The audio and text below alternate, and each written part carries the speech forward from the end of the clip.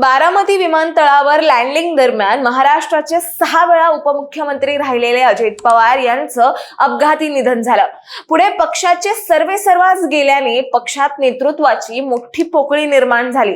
पण सुनेत्रा पवार यांनी शांतपणे आणि धैर्याने परिस्थिती सांभाळली आणि याच पार्श्वभूमीवर राष्ट्रवादी काँग्रेस पक्षाच्या राष्ट्रीय अध्यक्षा आणि राज्याच्या उपमुख्यमंत्री सुनेत्रा पवार यांनी पक्ष संघटनेत एक महत्त्वाचा बदल केला। कुटुंबात तिहेरी पातळीवर जबाबदाऱ्यांचं त्यांनी वाटप करत सुनेत्रा पवार यांनी आपले दोन्ही पुत्र पार्थ पवार आणि जय पवार यांच्यावर पक्षातील ठराविक जबाबदाऱ्या सोपवल्या। मुळात पवार घराण्याचं हे तिहेरी पातळीवरचं जबाबदाऱ्यांचं समीकरण नेमकं आहे तरी काय, हे सविस्तर जाणून घेऊयात या व्हिडिओच्या माध्यमातून। दरम्यान चॅनलवर नवे आला असाल तर इकडे खाली दिसत असलेल्या सबस्क्राइब बटनवर लगेच क्लिक करा। खरं तर सुनेत्रा पवार यांनी घेतलेला हा निर्णय समजण्यासाठी आधी याची पार्श्वभूमी आपण जाणून घेणं आवश्यक आहे। जसं की आपल्याला माहिती आहे, 28 जानेवारीला बारामती विमानतळावर लँडिंग दरम्यान झालेल्या अपघातात अजित पवार यांचं निधन झालं।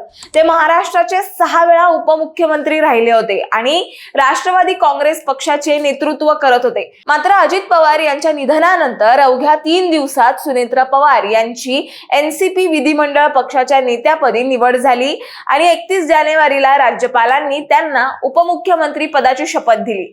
त्यानंतर 26 फेब्रुवारीला मुंबईत झालेल्या राष्ट्रीय कार्यकारिणीच्या बैठकीत त्यांची सर्वसंमतीने एनसीपीच्या राष्ट्रीय अध्यक्षा म्हणून निवड झाली। दरम्यान याच पार्श्वभूमीवर आता पवार कुटुंबियात तिन्ही स्तरांवरील जबाबदाऱ्यांचं वाटप नेमकं कशा पद्धतीनं झालंय आपण ते पाहूया।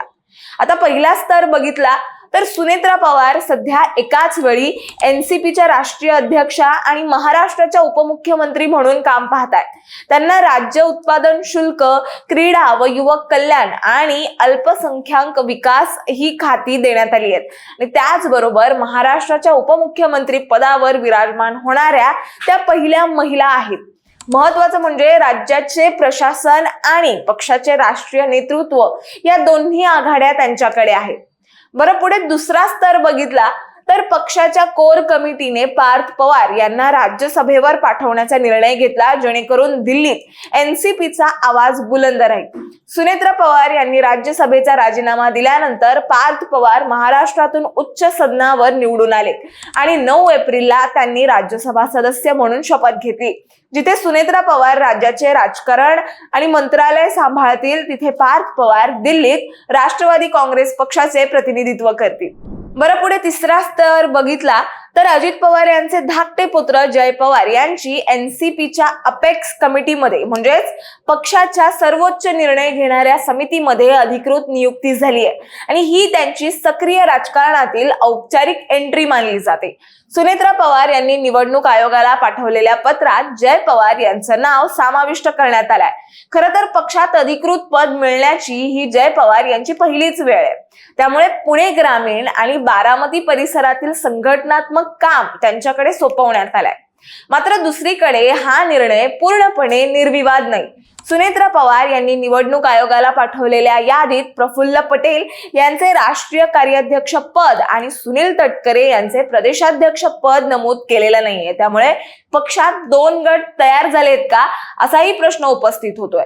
बरं, एकीकडे असं असलं तरी पवार घराण्याचं हे तिहेरी पातळीवरचं जबाबदाऱ्यांचं समीकरण लक्षात घेता अजित पवार यांच्या अचानक निधनानंतर राष्ट्रवादी काँग्रेस पक्षाची संघटनात्मक पुनर्रचना आता वेगाने होत असल्याचं चित्र आहे। सुनेत्रा पवार यांनी पद स्वीकारताना स्पष्ट केलं की हे पद त्यांच्यासाठी फक्त पद नसून तर लाखो कार्यकर्त्यांच्या अपेक्षांची जबाबदारी आहे। त्यामुळे आता राज्य, संसद आणि स्थानिक संघटन या तिन्ही आघाड्यांवर पवार कुटुंबाने जबाबदाऱ्या वाटून घेतल्या आहेत। त्यामुळे या संदर्भातील येणाऱ्या आव्हानांना आता जय पवार आणि पार्थ पवार कशा पद्धतीने उत्तर देणार हेही बघणं तितकंच महत्वाचं ठरणार आहे। तुम्हाला याबद्दल काय वाटतं हे आम्हाला कमेंटमध्ये नक्की सांगा आणि अशाच माहितीपूर्वक व्हिडिओ बघण्यासाठी लगेचच सबस्क्राइब करा प्राईम टाइम महाराष्ट्राला।